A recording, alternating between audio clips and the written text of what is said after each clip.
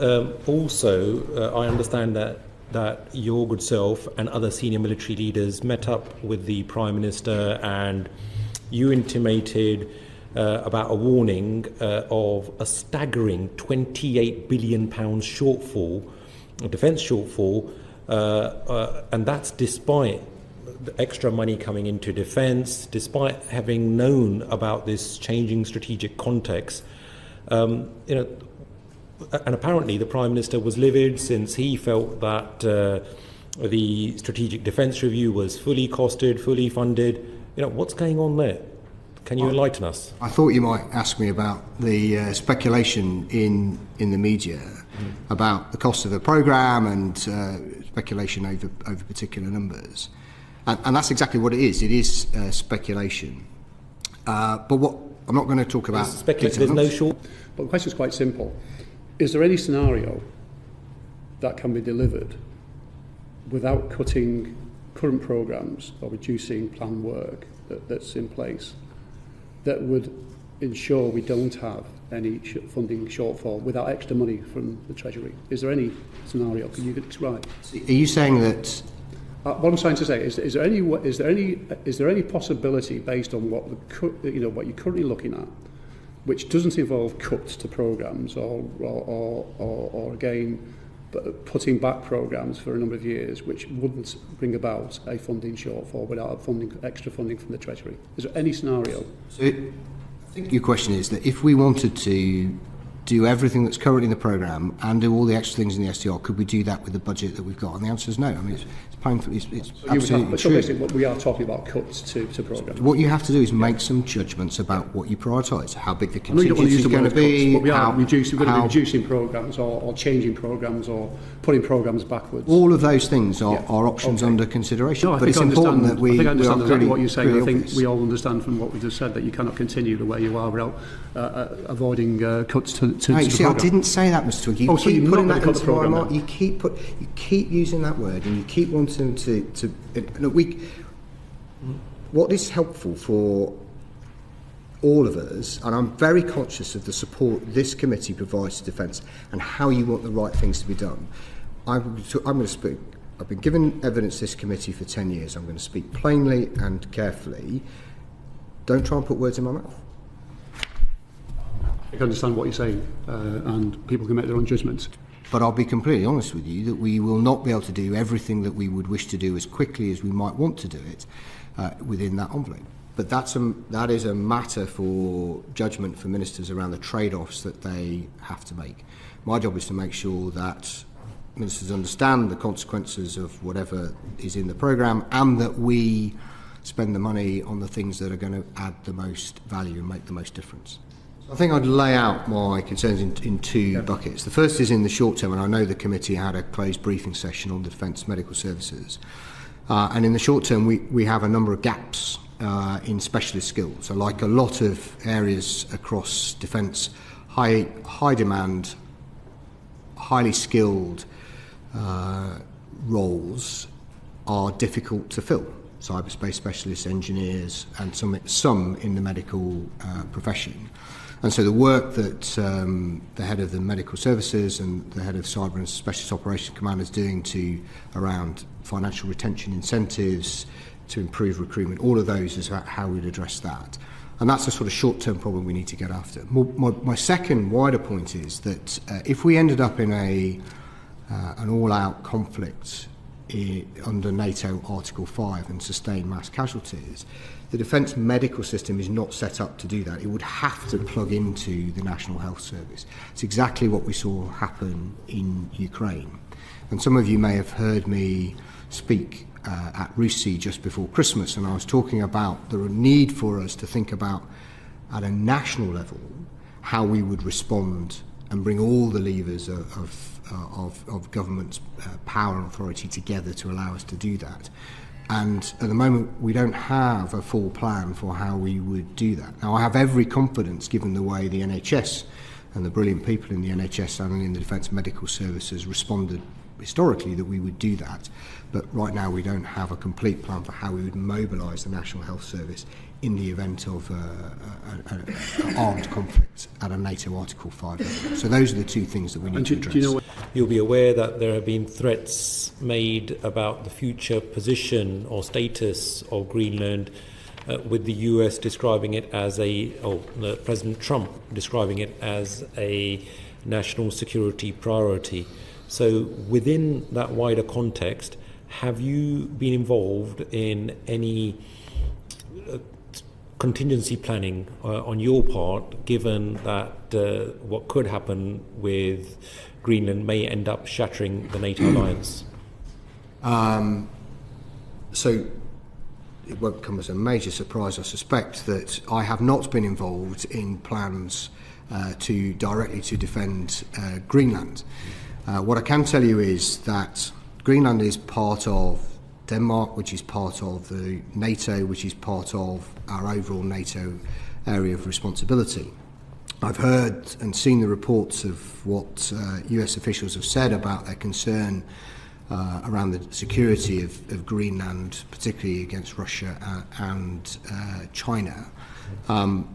NATO provides an impeccable security guarantee for all those nations that are part of NATO. The Danish Chief of Defence Staff is bringing together a range of chiefs of defence this afternoon. Sadly, I can't go because I'll be talking to the all-party parliamentary group this evening. But we look at it as Greenland is part of NATO, and that's the context in which we see these issues. And ultimately, anything else is a political matter. But from a military perspective, it's part of the overall area of responsibility for NATO. We're talking about more deployments. We're talking about coalition of the willing in Ukraine, perhaps defence of Greenland, not defence of Greenland, but NATO training missions. There's some sort of NATO deployment to Greenland. We have ongoing commitments in Estonia. We have agreed to back up Finland effectively. So there are quite a lot of demands on our time, yet the military is getting smaller and there are funding gaps spoken about. So I wonder if I could ask something very specific.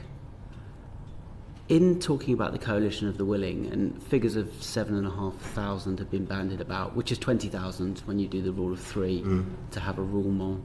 Obviously the army's only got about 50,000 deployable. Where specifically is the risk? Because we can't put 2,000 troops with the roulement into Ukraine and not be taking risks somewhere else. So is that risk in Estonia? Or is it that we can't back up Poland? What's... Yeah. It's probably worth me setting out the strategic question and challenge associated with the security guarantees for Ukraine and security guarantees for NATO. This is a conversation that my Chief of Defence colleagues and SACEUR and I have had. The agreement that was reached last week in Paris with the Paris Declaration, signed by UK, France and Ukraine, is remarkable. What's even more remarkable, actually, is the commitment that the US have made to security guarantees. And I don't know if you saw the press conference, but Mr. Witkoff and Mr. Kushner both made very firm commitments, and it's the strongest security guarantee that we've ever provided. Sorry, forgive me, but where's the risk if we put 20,000 troops into Ukraine? If I might just describe this to you. So, on the one so we have a set of security guarantees for Ukraine, and we also have an existing set of security guarantees for NATO. If it was an entirely zero-sum game, then we would you would clearly see forces taken from one place to go somewhere else. And that might affect our ability to respond to crises overseas. It might affect our ability to service the contingency requirements, the readiness requirements for NATO. But Russia right now is fixed in Ukraine. Post a peace deal, we don't quite know what the outcome will be. And we will have to make judgments dynamically about where we put the forces and how we service those various security guarantees, because we can't do all of the things in all the places all of the time. I'm confident in terms of our ability to meet a coalition of the willing requirement, certainly in the short term, because, and it's important, and we may want to come on to this in more detail, but the concept, the principle around the coalition of the willing is that it enables Ukraine to build up its armed forces to be able to deter Russia and defend itself. So it's an enabling force.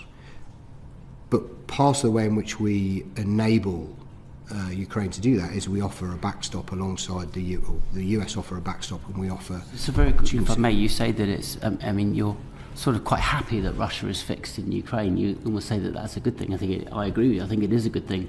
But if it's a good thing that Russia is fixed in Ukraine, how is it not a bad thing that we become fixed in Ukraine if we deploy troops there? It depends on the scale, and it depends on the circumstances and what Russia does. You can make an argument. What's a safe number? As we are in a period of detailed planning, and without the security guarantees having to been signed and been through the political process, it would not be helpful for me to lay that out in public, because anything I say will just make Putin wiser. The Prime Minister, I think, has said and committed to having a vote in Parliament about deployment. And part of that will be a role for me to articulate what those risks are, and for those to be debated and considered both in government and in Parliament. And I'll absolutely commit to do that. But I think right now, before we've got the security guarantees settled, it wouldn't be helpful to speculate about what those numbers might be. But I say I'm confident in the short term that we can meet that requirement. So, do we have a national defence plan? We don't have a complete national defence plan Shouldn't yet. we? Yeah, absolutely. I mean, and the government is committed to doing that. Why don't we have one? So I think that it is a manifestation of the peace dividend. It's one of the most obvious, is that since the end of the Cold War, we have not prioritised those matters, and so as a consequence, the government for many years has not, of many hues, has not focused its efforts on developing that kind of plan. I'm pleased to say that partly as a consequence of what's in the Strategic Defence Review, that is changing. And when are we going to have the plan? So I would say that you will the complete national defence plan. That is a question for cabinet. Jelajahi cara baru mendapatkan informasi. Download MetroTV Extend sekarang.